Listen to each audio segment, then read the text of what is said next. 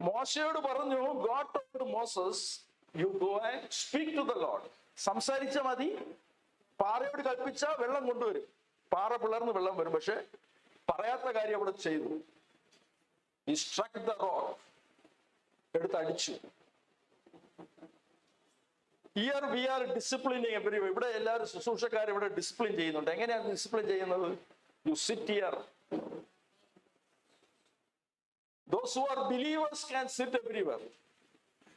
വിശ്വാസികൾക്ക് ഇവിടെ എവിടെ വേണമെങ്കിലും ഇരിക്കാം. The believers can come here at any time. വിശ്വാസികൾക്ക് ഇവിടെ ഏത് സമയത്തും വരെ ആരും ചോദിക്കത്തില്ല.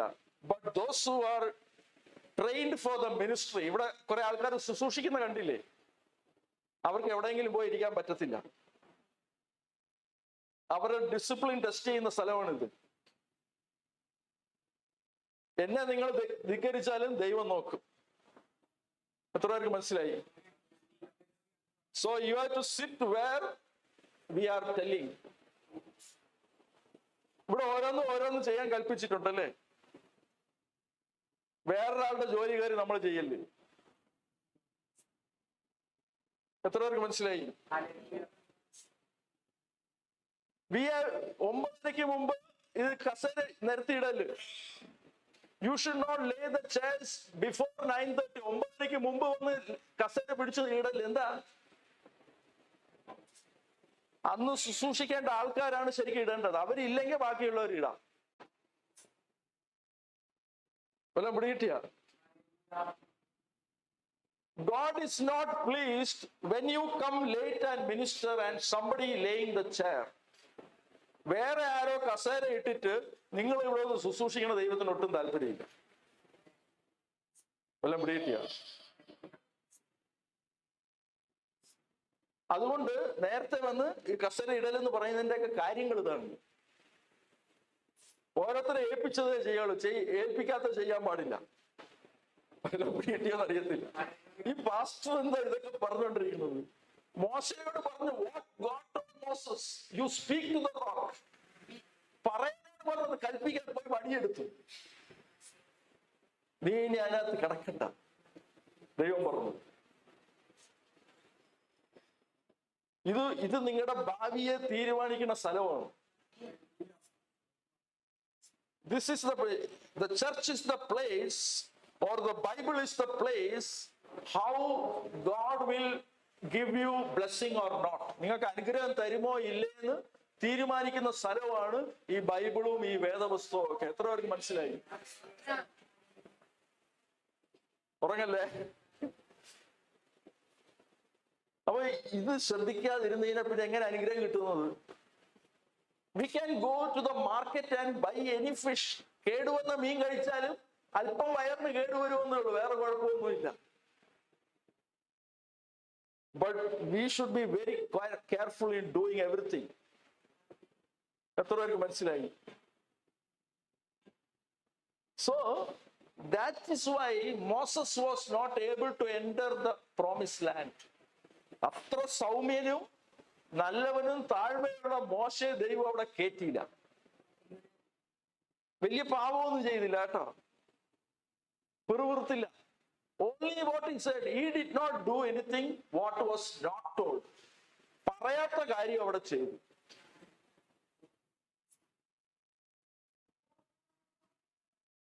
Cain and Abel offered sacrifice. And why Cain was cursed? യാഗപീഠത്തിൽ വന്ന് യാഗം കഴിച്ചപ്പോഴേക്കും കായന് ശാപം വന്നു വീണു. അവൻ വീട്ടിലിരുന്നെങ്കിൽ ശാപം വരത്തില്ലായിരുന്നു. If you stay at home and not minister, no problem. God will take a believer to heaven. വിശ്വാസിയെ ദൈവം സ്വർഗത്തിൽ കൊണ്ടുപോകും. But when you come to minister, you should be right before God. എത്ര പേർക്ക് മനസ്സിലായി? തോന്നിയതുപോലെ നടന്നിട്ട് നമുക്ക് ഇവിടെ ഒന്ന് ദൈവത്തിന്റെ വേല ചെയ്യാൻ പറ്റത്തില്ല. ഇത് ഭയങ്കര മർമ്മങ്ങളാണ്. You can come and sit here and clap your hands. Praise the Lord. Hallelujah. You can say, God will say, I am pleased with you. I will take you to heaven. സ്വർഗത്തിൽ കൊണ്ടുപോകും. വീട്ടിലിരുന്ന Cain was at home and he offered a sacrifice and he was cursed. ചുമ്മാ ഇരുന്ന കായേന് യാഗം കഴിച്ചുള്ള ശാപം മുഴുവൻ പിടിച്ചു വാങ്ങിച്ചു. വല്ലതും പിടികിട്ടിയ? So you must be very cautious. God is looking at you. ദൈവം നിങ്ങളെ വീക്ഷിച്ചുകൊണ്ടിരിക്കുകയാണ്. നിങ്ങൾ ഇവിടെ എന്ത് ചെയ്യുന്നു, നിങ്ങളുടെ ഹൃദയത്തിൽ എന്താണെന്നുള്ളത്. You should do only what you are told. അവിടെ കത്രിമേശ അറേഞ്ച് ചെയ്യാൻ ആരെയാണ് ഏൽപ്പിച്ചിരിക്കുന്നത്? Rajin ബദറിനെയും Thamarakshan ബദറിനെയാണ് ഏൽപ്പിച്ചിരിക്കുന്നത്. Only they should do. വേറൊരാളും ചെയ്യല്ലേ. ഫലം പിടികിട്ട ഓഫറിങ് ആരാണ്? ബിജു ബ്രദർ അല്ലേ? വേറെ ആരും ചെയ്യില്ല. അവരില്ലെങ്കിലേ വേറൊരാൾ ചെയ്യാണ്. ഇത് നമ്മൾ എപ്പോഴും ശ്രദ്ധിക്കണം. വോളിയം കൂട്ടാൻ ആരെ വെച്ചിരിക്കുന്നത്? താമരാക്ഷം ബ്രദർ. വേറെ ആരും വോളിയം കൂട്ടല്ലേ. എല്ലാത്തിനും ഓരോന്നുണ്ട്. കസേര ഇടുന്ന ആരാണ്? അന്ന് ശുശ്രൂഷിക്കുന്ന ആൾക്കാര്. നേരത്തെ വരുന്നവരിടല്.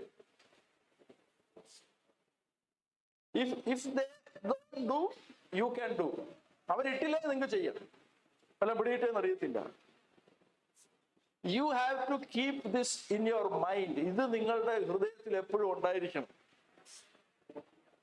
If you want to get the blessing, the word is the lamp to your feet. ദൈവത്തിന്റെ വചനമാണ് നിങ്ങളുടെ കാലിന് ദീപം, പാതയ്ക്ക് പ്രകാശം.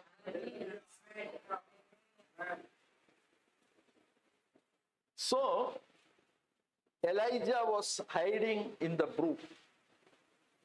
അവിടെ രഹസ്യമായിട്ട് മറഞ്ഞിരിക്കുകയായിരുന്നു. So God provided him everything.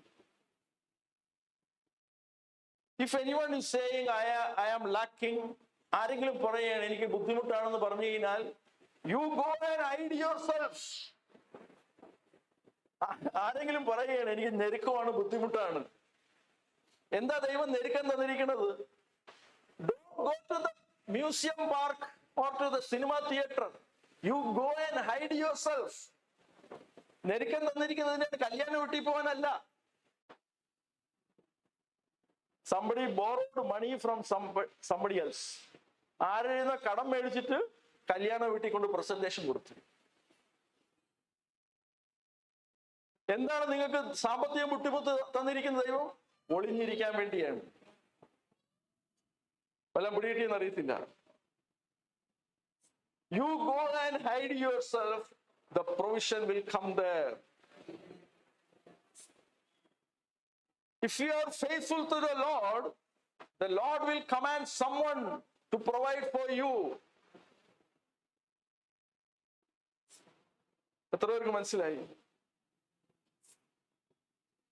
When I was taking baptism, ഞാൻ സ്നാനപ്പെടുന്ന സമയത്ത് I was working in the office. ഞാൻ അവിടെ ഓഫീസിൽ വർക്ക് ചെയ്യണം. I had only less salary. ചെറിയ സാലറിയേ ഉള്ളൂ.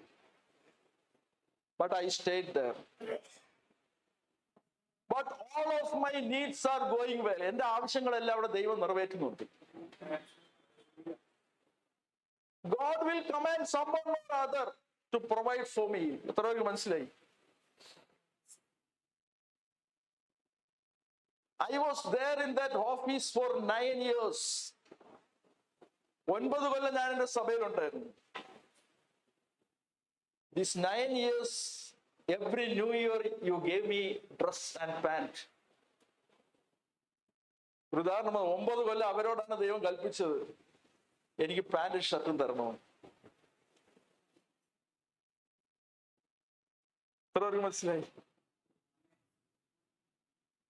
These 9 years I had no income. എനിക്ക് ചെറിയ ശമ്പളമേ ഉള്ളൂ. But every new year they will bring a new shirt and a new pant. ഞാൻ ഒരു എക്സാമ്പിൾ ഇവിടെ പറഞ്ഞതാ. എങ്ങനെയാണ് ഈ ചിലർ somebody is thinking how God will provide when we do the ministry. ആൾക്കാർ ഇതാണ് ചിന്തിക്കണം, അയ്യോ ദൈവം ചെയ്ത എന്താ പട്ടിണിയായി പോവില്ലേ? Their children were given only shirts of 250 rupees. അവരുടെ സ്വന്തം മക്കൾക്ക് അവർ 250 രൂപയുടെ ഷർട്ട് മേടിച്ചു കൊടുക്കും. They will give me shirt at that time. ആ കാലത്ത് 1000 രൂപയുടെ ഷർട്ട് എനിക്ക് തരുമായിരുന്നു. The children will ask, why you are giving the pastor this much amount of shirt? ഇത്ര വില കൂടിയ ഷർട്ട് ഞങ്ങൾക്ക് ഇത്ര മോശം സാധനം തന്നെ അവർക്ക്. But now the children are wearing shirt of 8,000 rupees. 8,000 രൂപയുടെ ഉടുപ്പാണ് അവരുടെ മക്കൾ ഇടുന്നത്. വില പിടികിട്ടിയ